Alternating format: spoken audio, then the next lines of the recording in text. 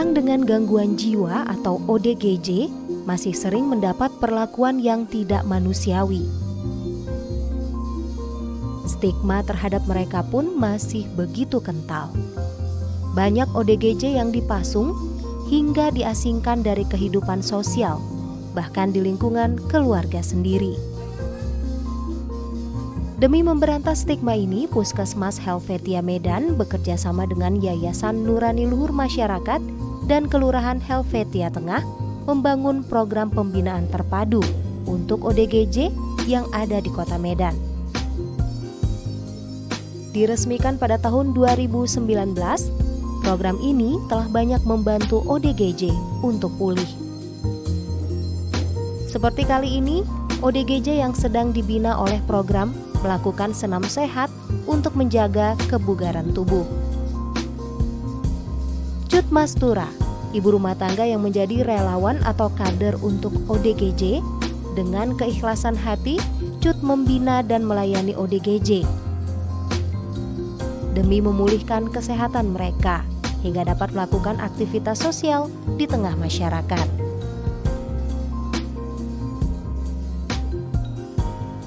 Selain senam sehat, ODGJ yang dibina oleh Cut ini juga dilatih untuk membuat sabun cair. Kegiatan ini berguna untuk melatih dan memberdayakan ODGJ sehingga ODGJ yang sering dianggap sebagai sampah masyarakat dapat berdaya dan memiliki nilai di masyarakat.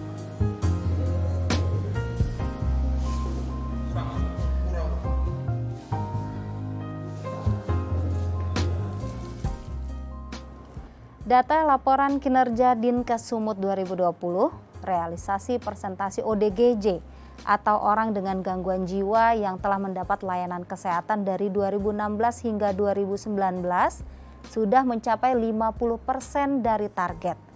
Kesehatan jiwa belum menjadi agenda prioritas. Jumlah psikiater, dokter umum, terlatih jiwa juga menyebar mayoritas hanya di Kota Medan saja. Layanan kesehatan jiwa belum merata terintegrasi sehingga banyak ODGJ terlantar, terabaikan. Demi membantu orang dengan gangguan jiwa, narasumber saya pada episode kali ini melakukan banyak sekali kegiatan sosialisasi dan kunjungan untuk membantu proses pemulihan ODGJ. Langsung saja kita sapa bersama pemirsa, ada Ibu Cut Mastura. Assalamualaikum Ibu Cut. Apa kabar? Baik. Sebelum ke studio Selasar Budi ngurusin ODGJ dulu? Iya. Wah, dari home visit pagi? Sementara. Oh, itu yang kasus apa? Seperti kasus home visit, monitoring obat, monitoring kegiatan mereka, apa yang dilakukan setiap hari. Ada berapa yang divisit hari ini? Kalau saya visit memang seminggu tuh dalam seminggu tuh 4 memang bergantian. Tapi pasien saya ada 9 orang. Baik, ya, Ibu Cut ini sehari-hari sebagai ibu rumah tangga. Iya. Dan juga kader ODGJ ya. Nah, Ibu Cut, sebelum kita ngobrol lebih jauh, bagaimana menurut Ibu Cut itu masyarakat di Kota Medan kita ini khususnya memandang ODGJ? Masyarakat Kota Medan memandang ODGJ itu dengan masih sebelah mata. Mereka menganggap mereka hanya sampah masyarakat. Mereka tidak mengerti bahwa mereka itu adalah manusia juga yang perlu didukung dan mempunyai hak untuk hidup. Karena ODGJ ini mereka merasa merugikan.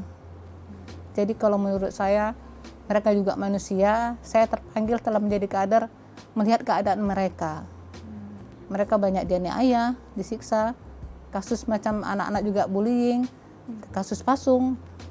Untuk kami tertarik untuk jadi kader ODGJ. Ya, Ibu Cut, rata-rata mereka yang ODGJ ini kemudian kan ada juga yang sembuh begitu ya, pulih begitu.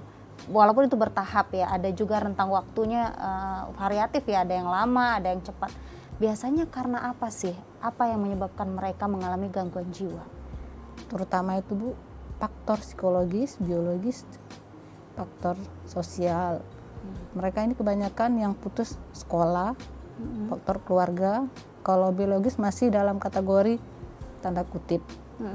Yang kebanyakan itu kasus sosial dan ya kalau saya perhatikan mereka ini kebanyakan klien saya putus sekolah. Depresi Ya, begitu, depresi. Karena masalah hidup ya. Berarti putus sekolah gitu, nggak bisa nyambung kuliah, ini berarti rentang usianya remaja? Iya. Tamat SMA, tidak melanjutkan, depresi. Baik. Ada juga yang sudah semester 3 atau semester berapa berhenti, mereka masih mau kuliah, keluarga tidak mampu, change gitu. Iya, baik. Ibu Cut, sudah berapa lama memilih untuk menjadi kader ODGJ? Saya jadi kader pada bulan Maret 2019. Itu berawal dari apa? Hingga tertarik gitu, apakah melihat ODGJ di pinggir jalan atau yang di lingkungan sekitar yang keadaannya memprihatinkan? Awalnya saya ibu rumah tangga, merasa ini seperti apa ya, saya rasa gitu kan. Terus tuh nggak lama saya berpikir mereka juga butuh pertolongan. Saya lihat di masyarakat kok mereka ini banyak dipukuli, stigma di masyarakat itu Bu masih banyak memikir ini dibuang, Ya. ini disingkirkan.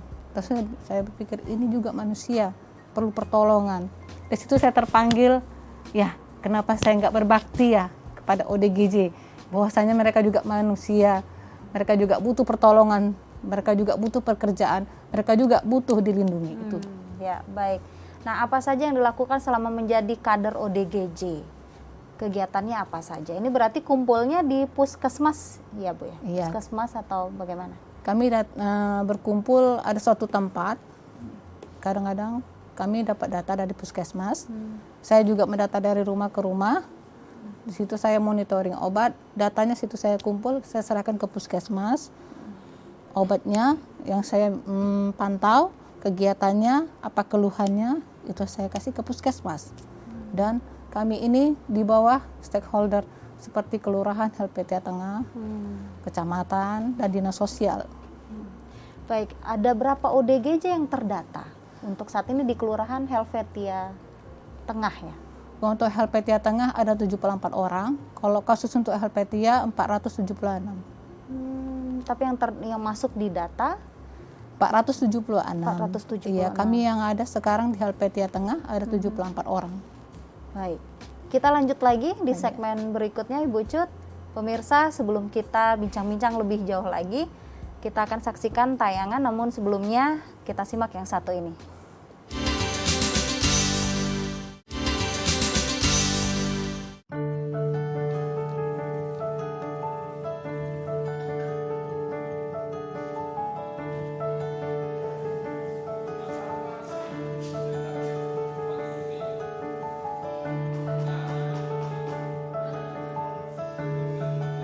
Menjalani hari sebagai kader pembina ODGJ justru membuat Cut memiliki semangat yang tinggi.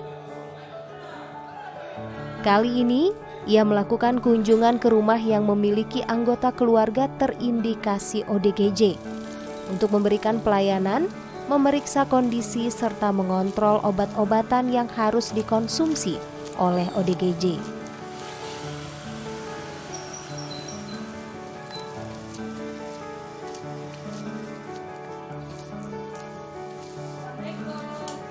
Selain itu, Cut juga melakukan edukasi kepada keluarga terkait penanganan ODGJ dan edukasi kesehatan mental untuk menjaga masyarakat tetap menghargai ODGJ sebagai manusia.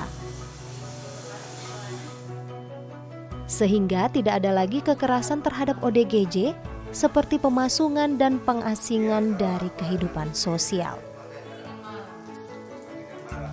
Cut berharap dari ketulusannya membina ODGJ ini, tidak ada lagi kasus-kasus kekerasan yang terjadi dengan ODGJ di Kota Medan.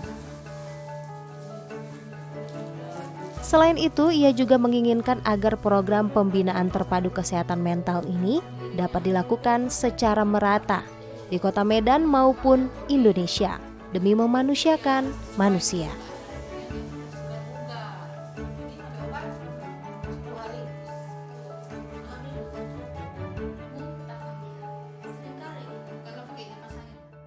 Baik, selain aktif pada beberapa kegiatan terpadu yang mungkin tadi bisa di kantor lurah, gitu ya, bisa di puskesmas ya Ibu Cut, juga door to door ya, dari pintu rumah ke rumah, itu apa yang dilakukan?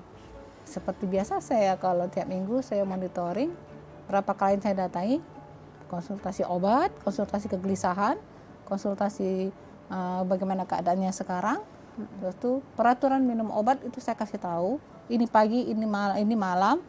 Setelah habis obat harus konsultasi lagi ke puskesmas atau rumah sakit yang dirujuk oleh puskesmas. Itu masalah obat ini berarti obat untuk kejiwaan atau mereka punya masalah kesehatan fisik, Ibu Cut? Obat kejiwaan, tapi ada juga kasus beberapa pasien ada yang mempunyai penyakit lain.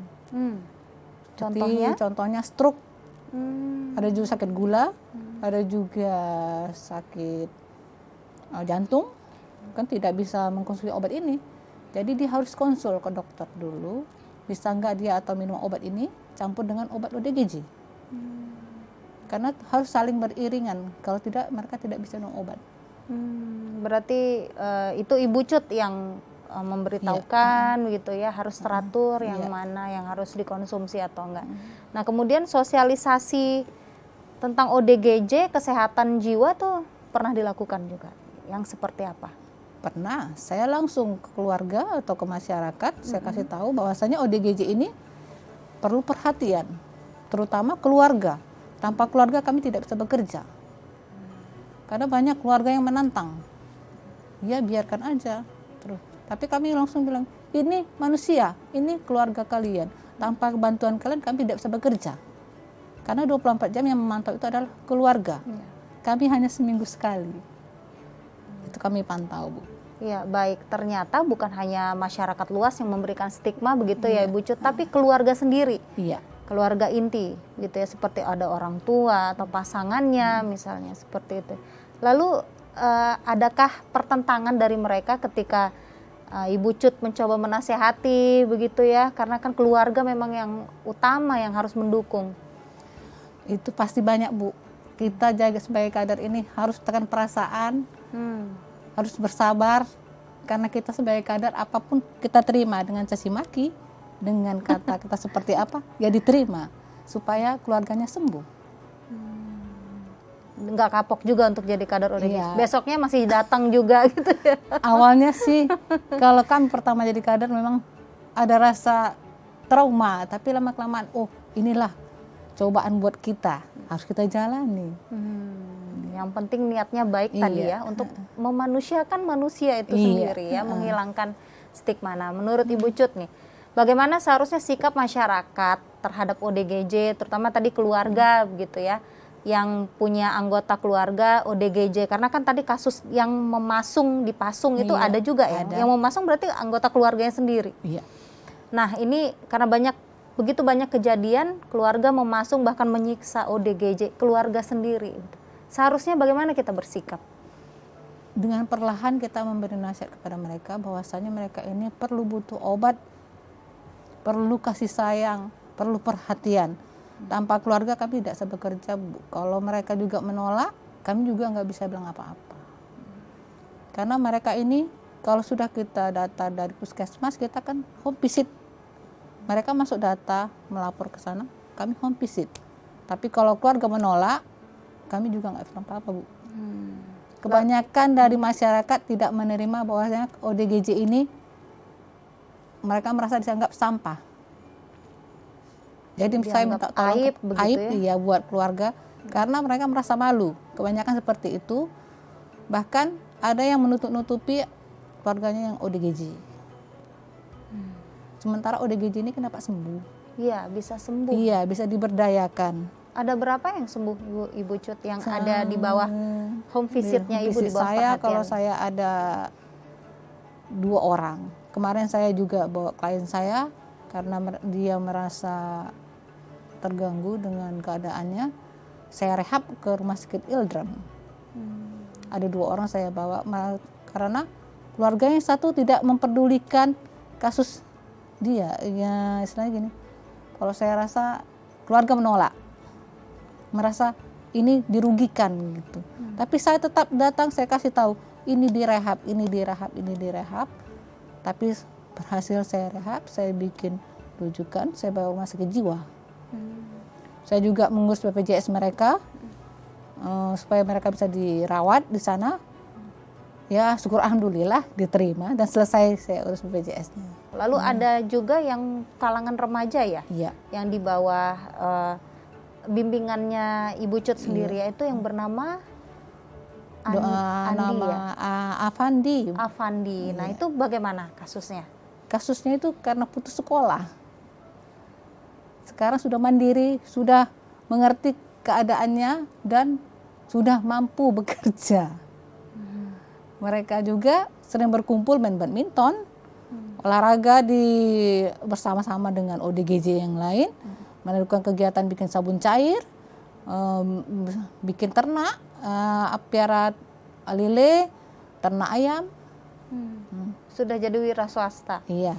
Nah, itu berapa lama Ibu Cut membimbing begitu bersama dengan teman-teman yang lain ya? Tentu kader ODGJ bukan cuma Ibu Cut sendiri ya. Kami ada Berapa 10. lama hingga akhirnya dari fase yang dia depresi berat, kemudian pulih dan sekarang sudah normal kembali?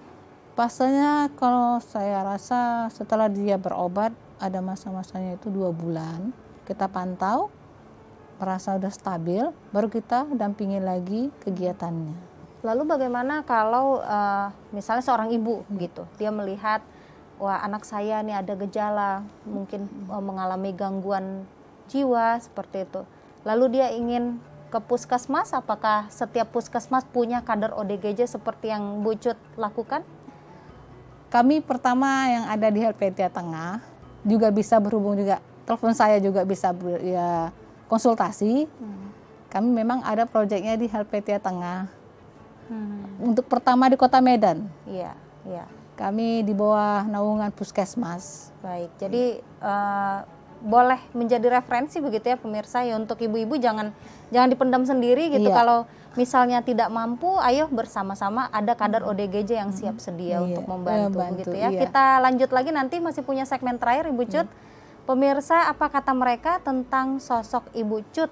Kita dengarkan setelah tayangan yang satu ini.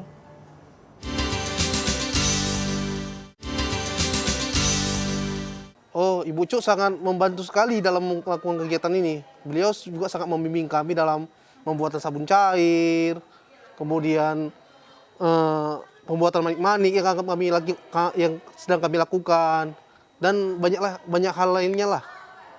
Ya, yang kita harapkan adalah supaya mereka memiliki aktivitas-aktivitas yang bermakna setiap hari. Kemudian juga melalui aktivitas-aktivitas itu mereka juga terbantu di dalam proses pemulihan kondisi kejiwaan mereka.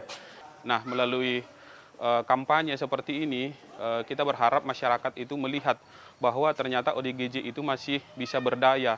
Mereka masih bisa melakukan banyak hal-hal yang sifatnya bermakna dan juga bahkan mereka masih bisa bekerja dan berkarya di tengah-tengah masyarakat. Nah, melalui ini kita berharap masyarakat bisa melihat dan mereka tidak lagi berpandangan negatif kepada ODGJ. Manfaatnya banyak, antara lain bisa lebih ada kegiatan sehari-harinya, tidak bengong di rumah. Begitu bisa lebih diterima di masyarakat lagi, itulah kira-kira. Kalau boleh, orang seperti Ibu Cut harus lebih banyak, karena ya yang sakit seperti kami ini banyak juga yang membutuhkan orang-orang seperti Ibu Cut. Sudah sibuk menjadi ibu rumah tangga, kemudian jadi kader ODGJ juga, yang kalau Ibu Cut melihat di masa pandemi ini ODGJ bertambah tidak? Bertambah. Karena kasus ekonomi itu sudah bertambah. Kemarin saya membawa pasien saya juga bertanya di rumah sakit, kasusnya bertambah karena COVID. Jadi hilang pekerjaan. Hilang gitu? pekerjaan, ya ada yang macam Bu. Ada yang karena gagal karena pernikahan gara-gara tidak ada uang. Kasusnya seperti itu. Gagal menikah. Iya. Karena tidak ada pekerjaan begitu ya. Wah, jadi makin repot nggak Ibu rasakan?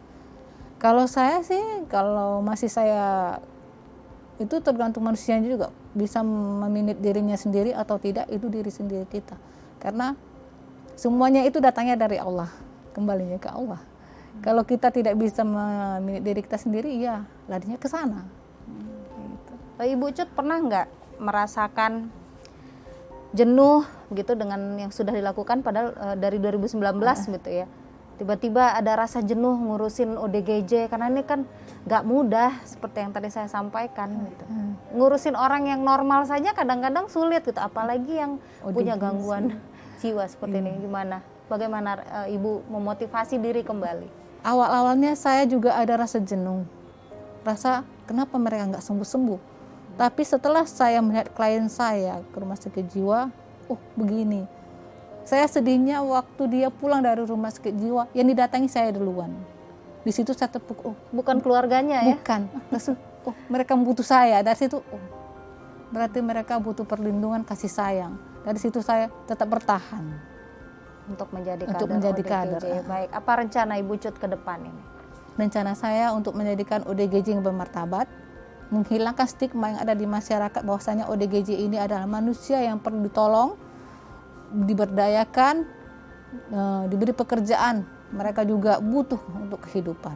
Bukan sampah masyarakat. Bukan sampah ya. masyarakat. Jika pemirsa nih di rumah tertarik ingin konsultasi begitu dengan kader ODGJ seperti Ibu Cut, tuh, bisa kemana? Bisa ke nomor WA saya 0852 75500 atau ke puskesmas. Puskesmas di Helvetia Helvetia Tengah. Tengah, iya. Untuk sementara masih ini yang Iya, aktif project, gitu iya. ya. Baik. Ada berapa sih kader ODGJ yang bersama dengan Ibu Cut? Kami ada 10 kader untuk Helvetia Tengah. Keplingnya juga turun ya Iya, menjadi turun. kader ODGJ. Ini luar biasa karena Kepling yang tahu nih warganya siapa-siapa Tanpa saja. bantuan Kepling kami juga nggak bisa bekerja. Baik. Ibu Cut, untuk menutup Selasar Budi kali ini, mungkin silakan berpesan singkat kepada pemirsa di rumah, sekaligus ini adalah tersirat harapan agar stigma kepada ODGJ ini bisa terhapus. Silakan, Bu Cut. Bagi saya mohon kepada masyarakat Indonesia atau masyarakat yang ke Kota Medan, tolong kalau ada ODGJ terlantar bantu. Apalagi zaman sekarang ini banyak ODGJ dipukuli, dipukul, dipasung dan disiksa. Jadi saya mohon masyarakat dan keluarga saling bahu-membahu membantu ODGJ yang bermartabat. Ya, karena pada dasarnya dia bisa sembuh. Iya. Ibu Cut, terima kasih banyak sudah hadir di studio Selasar Budi. Salam untuk teman-teman kader ODGJ yang lain ya. Terima kasih, Bu. Sukses selalu. Sukses selalu. Ya pemirsa, sudah sewajarnya kita menghapus stigma negatif terhadap ODGJ demi memanusiakan manusia. Seperti yang dilakukan narasumber saya hari ini. Mari kita jadikan diri bermanfaat bagi orang lain, jaga kesehatan Anda dengan tetap mematuhi protokol kesehatan. Saya Rahma Mandasari pamit, jangan lupa saksikan Selasar Budi episode selanjutnya. Sampai jumpa.